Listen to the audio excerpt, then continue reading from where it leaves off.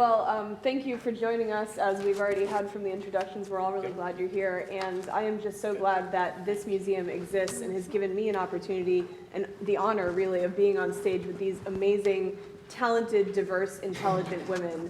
I just had such a blast. We were talking beforehand, but I just had such a blast also seeing their formal or informal presentations. So many different personalities here, and each one of them so unique and so amazing and so talented. So I'm just privileged to be on stage with all of them tonight. So I wanted to open up with, because it's big in the news and everyone's either going to see it, has seen it, or at least has been talking about it or heard about it. The Wonder Woman movie is something that I think at this current moment we can all in some way identify with or know what's going on with. I wanted to know from our panelists what, if you have seen it, what you thought about it, or if you haven't seen it, what you think about the buzz, the success, and what's going on with it right now. So let's just go down the line. Okay. That means you first, Carolyn. Sorry about that. I have seen the film. I've seen it twice. And I really did appreciate that it showed Wonder Woman as being strong, not just physically strong, but sort of with strength of character. She's courageous. She's kind of like a moral leader. I was glad that they showed her Amazon upbringing a little bit, and that those Amazons also looked strong and fierce, but you could tell that they were also compassionate, as was Wonder Woman. There were a lot of good things about the movie. However, no, I really did love many parts of it. But it's also true that in the second half or so of the movie, there are almost no other women aside from this one character. There were a number of choices made where I kind of felt like maybe the filmmakers, or some of them anyway, were uncomfortable with having a female character so central in their story. So it seemed like the killing kind of ramped up, the number of male characters versus female characters, that ratio seemed to increase. And so there were a number of things I liked about it, but then other things that I was a little unsettled by. I did find it interesting that when you bring Wonder Woman into the World War I world that we're in, suddenly she's taking some of her cues from Steve because and in part you might need that for the narrative because he knows the world and she doesn't. True. But in part it does speak to what you're talking about, where once she gets into our world, she's the only woman who's strong and there and doing her thing. And as you said, it's a little less comfortable. I have also seen the movie. I've seen it twice. I plan to see it at least twice more. I absolutely loved it for a number of reasons. And you know, Wonder Woman, Diana, I love her, cool. But Themyscira gave me life. If you see it, look out for Antipy, because I am now Antipy from in my life.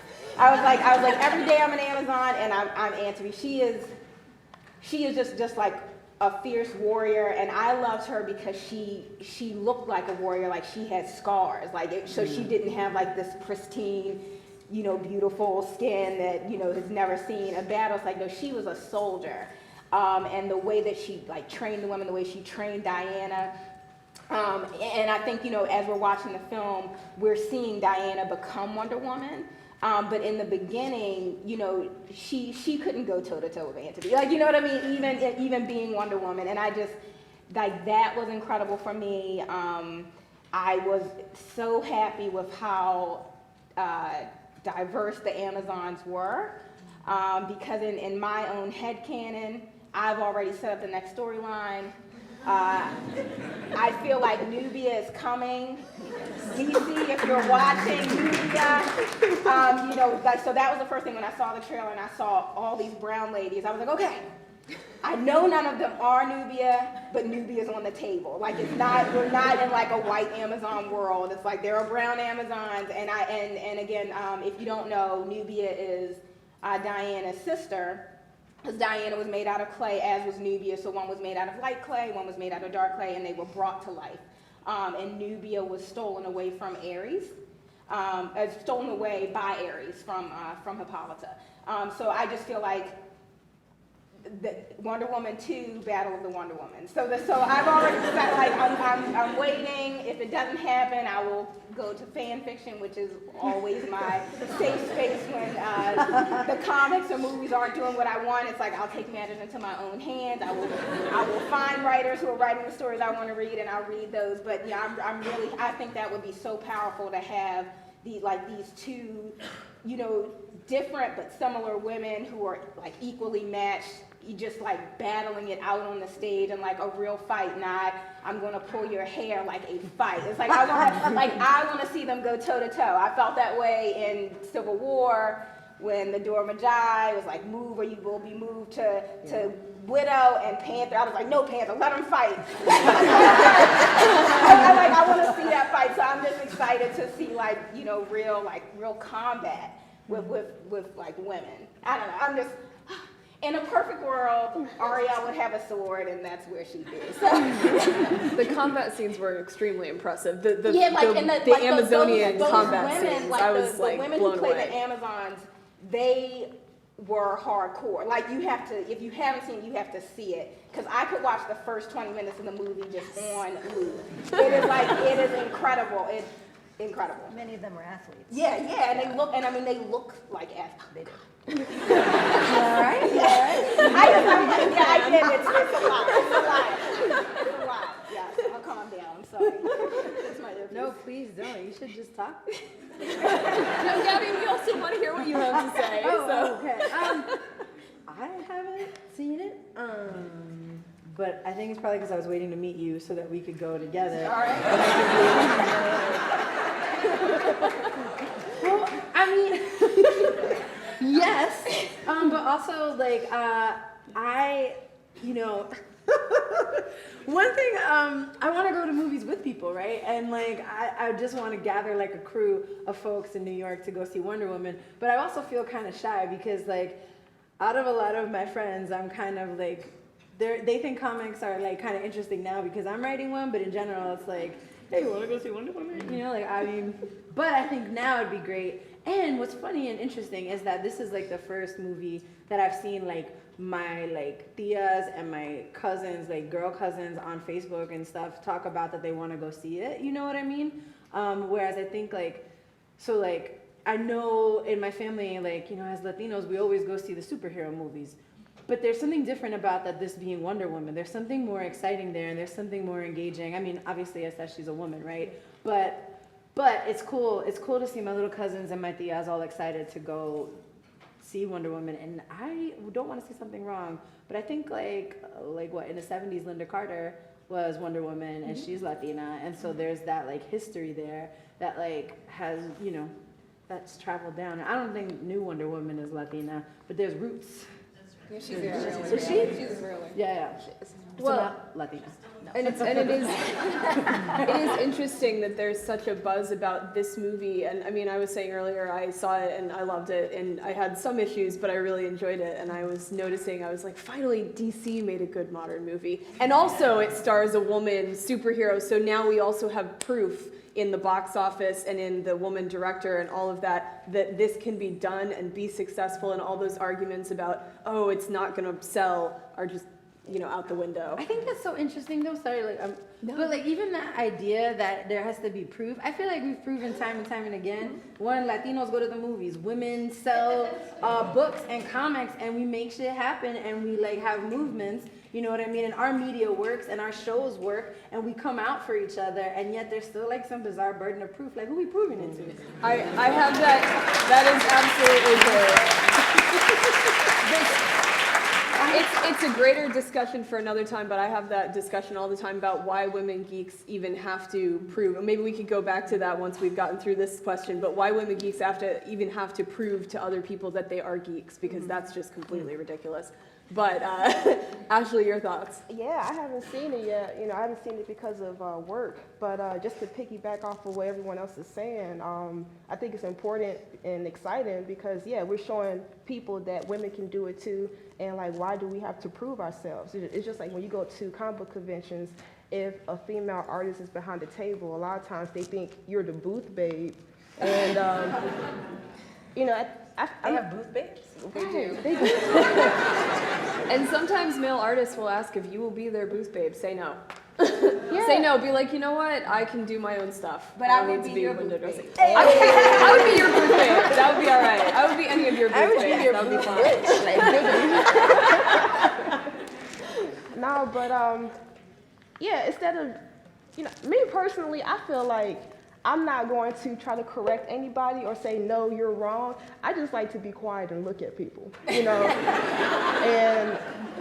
I just want to see what I'm dealing with, and if I like you, then we'll move forward. And if you a jerk or you stupid, then, you finish your sentence and that's it. It's nice to meet you, But no, I haven't seen that. I really want to see it. I'm avoiding the internet, Please don't ruin it, when we talk at cocktail hour later, so, yeah.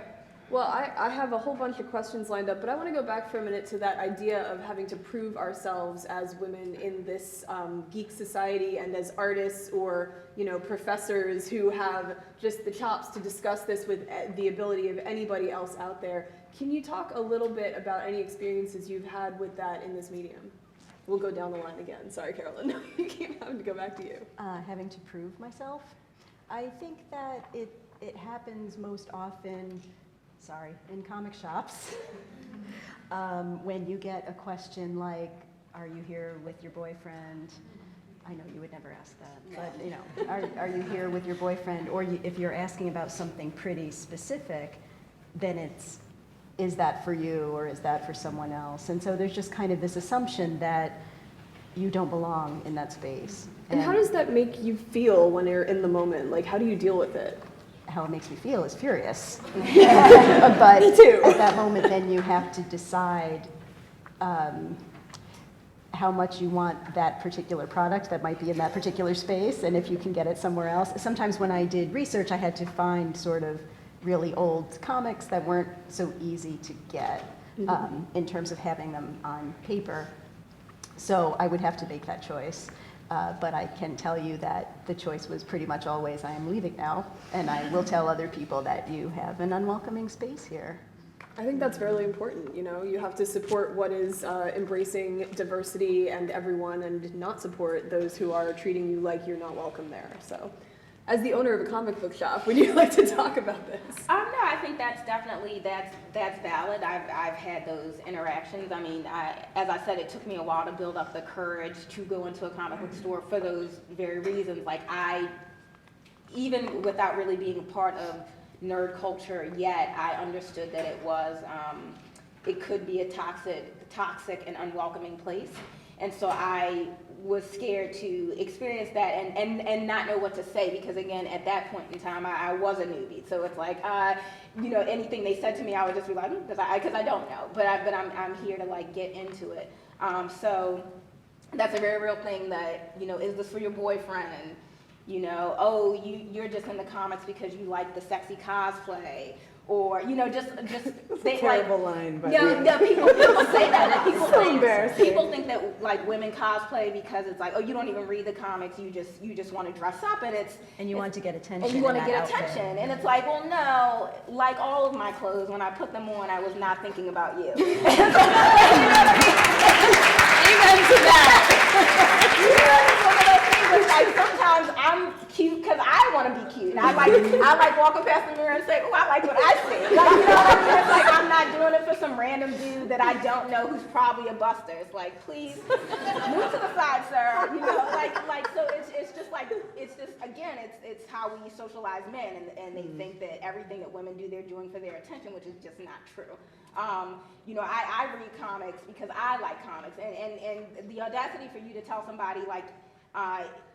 In a time where I had no money, but I had a credit card, like in college, I was spending $40+ a week on books, like when I really started to get into it, and I was reading a lot of different stuff, and so I was like, how dare you tell me, the person who spends $40 that they don't have, on books, and I have my bags and boards, I have my long boxes, they're alphabetized, they're in order. I have Marvel, I have X-Men. X-Men's my thing, so most of my boxes are X-Men. Then I have non-Marvel miniseries. I'm an accountant, so my stuff is organized. But it's like, how dare you tell me I'm not in it for me. And you know, I don't know everything. I don't read everything because you really can't. There's so much out there. But it's like, if you want to go toe to toe with X-Men, I will win.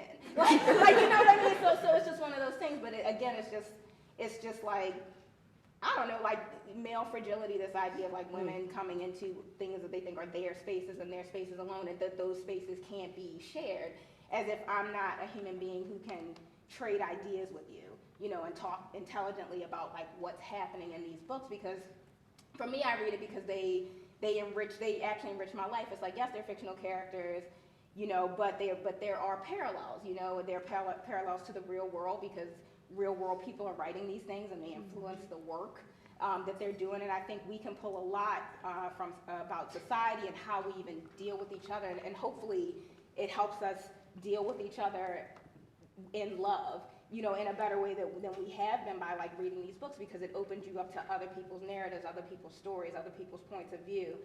So for me, it's like, you know, comics like just really open your mind. So it's just interesting to me that in that space, there are these people that are using it to systematically cut people off.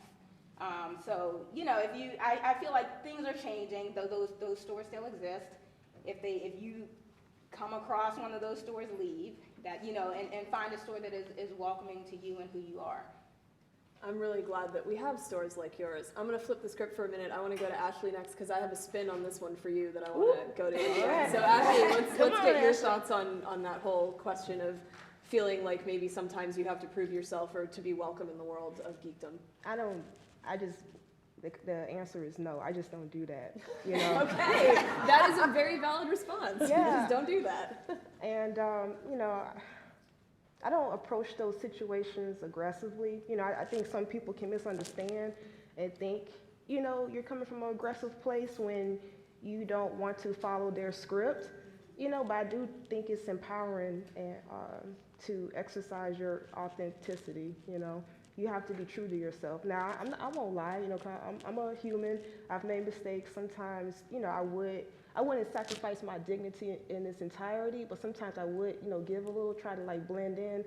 But no, it just doesn't work. You know, even back in grammar school, as far as I can remember, I just never, I wanted to fit in, but I didn't really try to conform. You know, I've always just did what I wanted, and you know, even if people didn't understand where I was coming from, you know, it still worked out for me, you know. So I've had experiences in that world, comics and, you know, gaming and manga, you know, weeaboos, I guess, you know, like, you know, they want you to, you know, just prove yourself. And, you know, I'm just like, no, you know, I just do what I do. I think actually it's really interesting you were talking about, you know, not trying to conform. And in America, you had the little, very, very smart little girl talking about how rules are there to keep you in line and everything. And that just totally reminded me of your writing, actually. So a good segue into, so you came from the YA world into the comics world, as you were talking about. And I wondered, for you coming from one to the other, is there a different experience you've had in comics culture? And have you felt it differently than in the YA culture? Any, you know, kind of, are you supposed to be here and all of that kind of thing, especially as someone who's newer to comics? Yeah. Well, to creating them. No, you're right. You are right. I like being right. So, It's not me trying to correct you. I mean, like, I feel like everywhere I go and anytime I try to create stuff, unless it's very much specifically in my world, right? Like Juliet Takes a Breath. That book, I feel like, was just snuggled by everyone, you know, like little kids, queer women, Latinas, queer white women, like, you know, it was this little book that I feel like was embraced and everybody protected, right? And it's in that world, it's in my world, it's in the world that embraces me, that affirms me, and it had not, in the same way that America it does and exists, it does not exist in the mainstream in that way.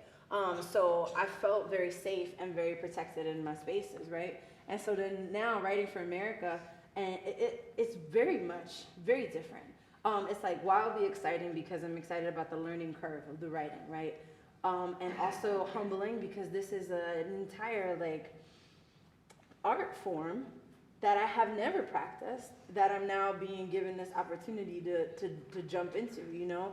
And so I basically avoid the internet, right? Because, and not even like in that like, oh, people are trolling me because I'm dykey and like they're mad because America is a woman or whatever, you know, there's that, right? And I feel like similar to you where I'm just like, really, y'all are like the same bullies that were crapping on me in like 4th grade and none of your materials gotten any better, so I'm good. Like, I'm good, right? But it's the like deeper critiques where folks are like, she doesn't know how to tell a story. She doesn't know how to write. This is trash. This isn't what I wanted for this character. Or it's not an authentic voice. Even though like I'm queer and Latina and America is lesbian and Latina, somehow it's not an authentic voice. And so those are the criticisms where I'm like, I want to take that in because I want to be better, but I also don't want my spirit to be so damaged. Like, I want there to be space. You know, I've had people be like, you're terrible at what you're doing, and the reason I need to tell you this is because if you fuck it up, we're never going to get another America. There will never be another Latina superhero, lesbian superhero, like, and I'm just like, Pressure. you know, like, is that could very well be true, and that's the terrifying part of it also. Like, who else is paying attention and waiting for that, right? But at the same time, it's also like, damn, can I live?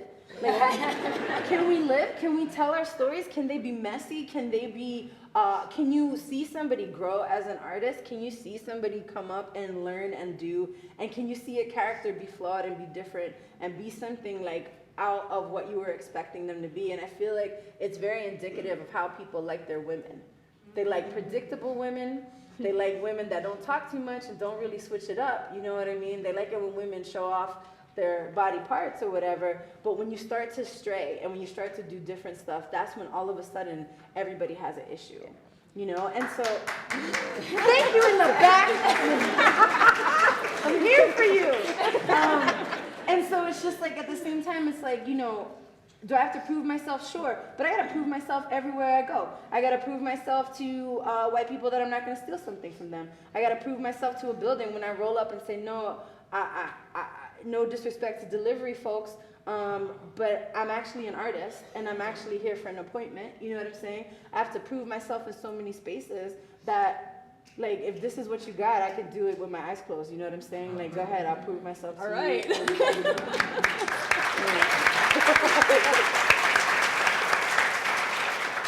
But I think it's really important to touch on, you mentioned that it can be damaging, and I think, I mean, everyone on this stage and probably in the audience has had people say things to them that are extremely damaging to who they are because they're judging us before they meet us, or they are judging us based on one of our characteristics that we can't change, or whatever the case may be. I think in current comics culture, as Carolyn was mentioning, there was the women in refrigerators, or what is it called? Fridging. Yes, that's the short term for it. I always forget that. Where, which stemmed out of a website called Women in Refrigerators that studied this phenomena, in a bad way, of female characters being used in bad ways to advance the male character, that was done by Gail Simone, who's an amazing comics writer. Started out as a hairdresser who was just really into comics and actually started just writing about comics and did this website, and then eventually now is one of the premier, you know, writers at Marvel and DC and everything.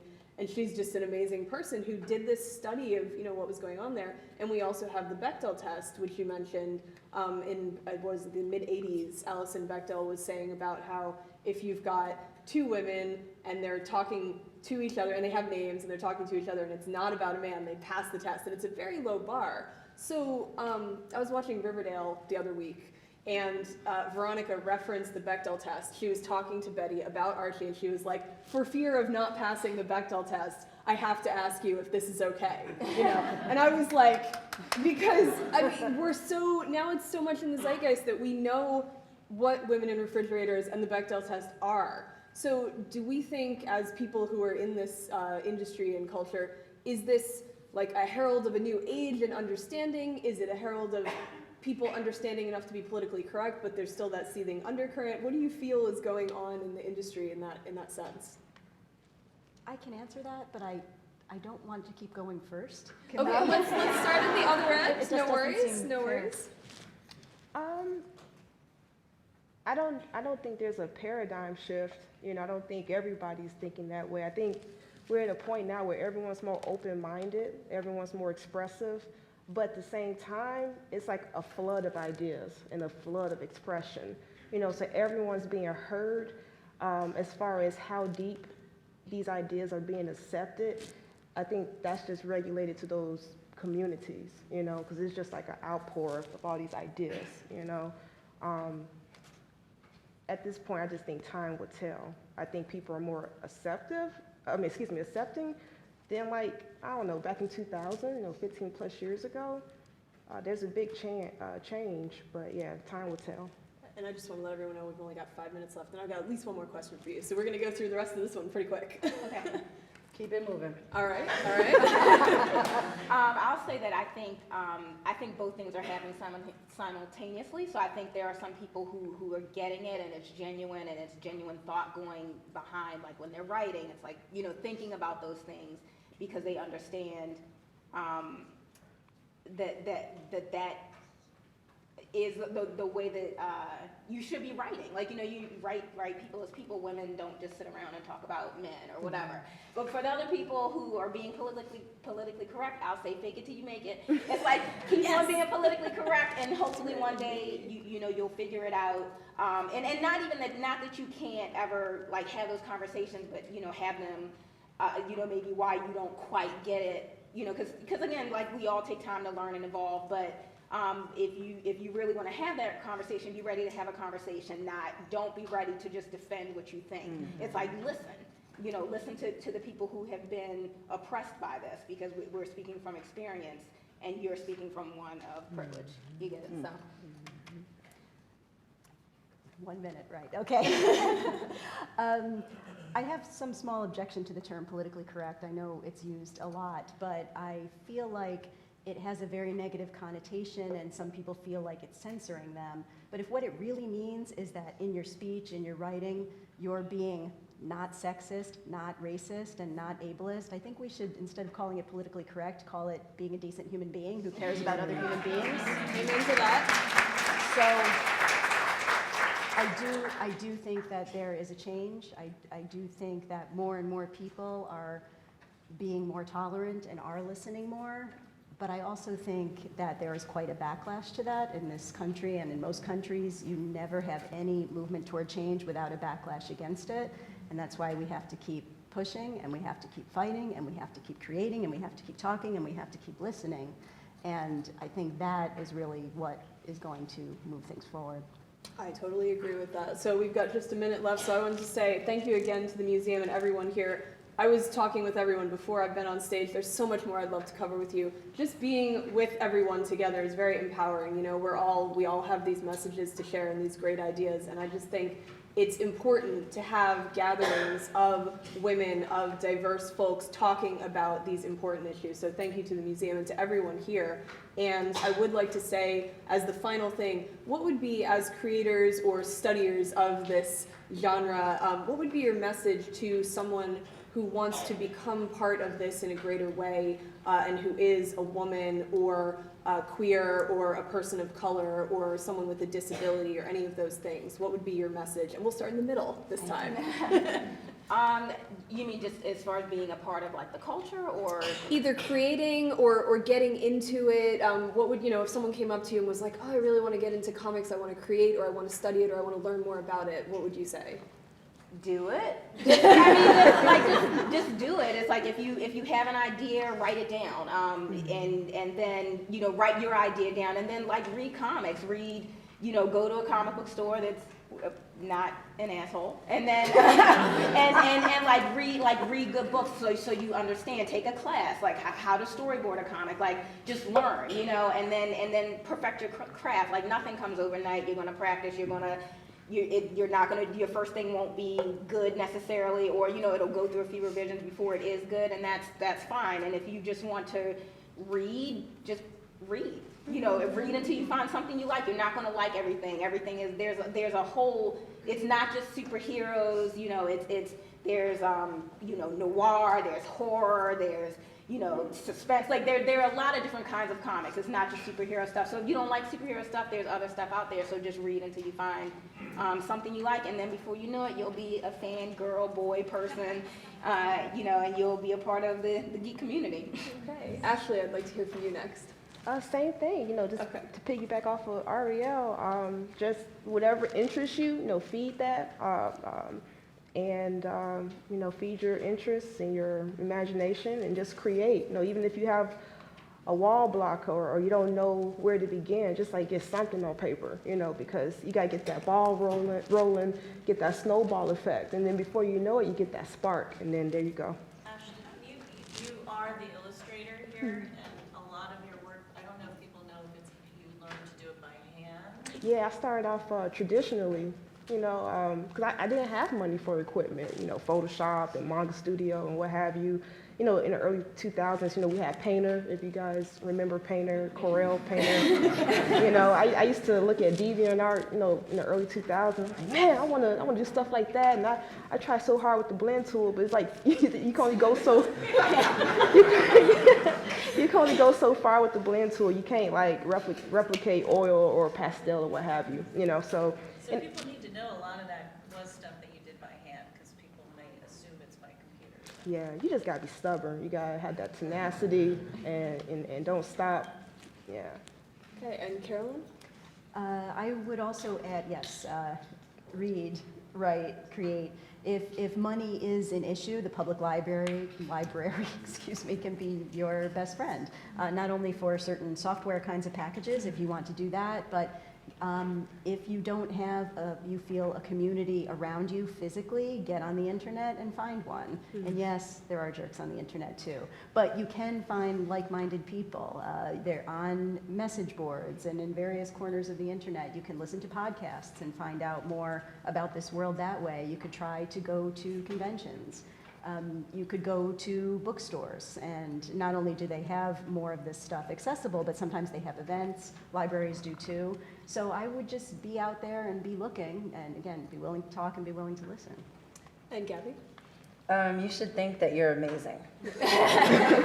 You should literally just think that you're amazing and that you're great. And whatever, if you're writing or drawing, like you are the SHIT at that.